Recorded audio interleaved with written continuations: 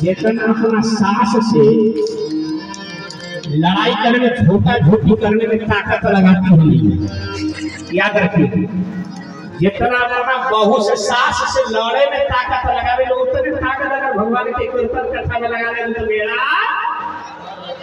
अरे सुना हो भाई पीला राम नाम पे दवाई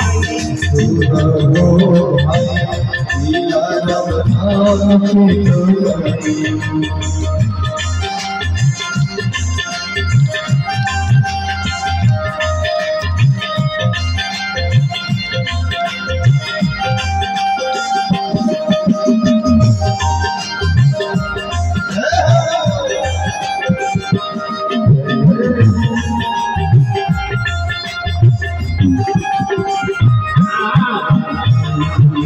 दवाई मान जीन खाई हो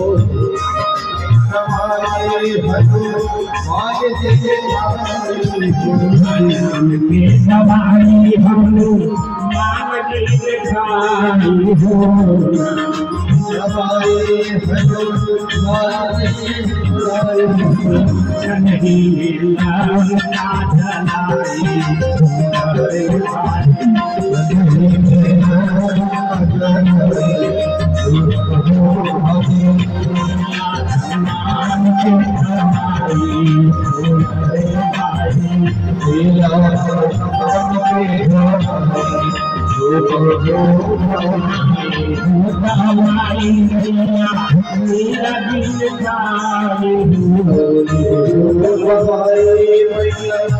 काजलाई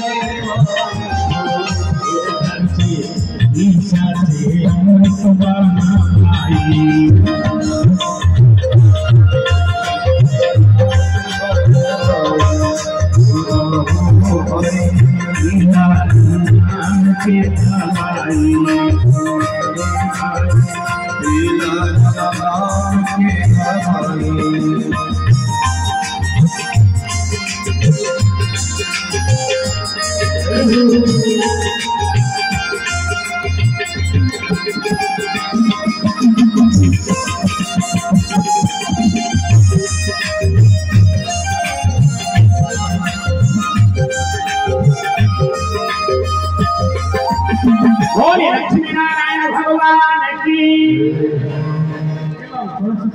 साउंड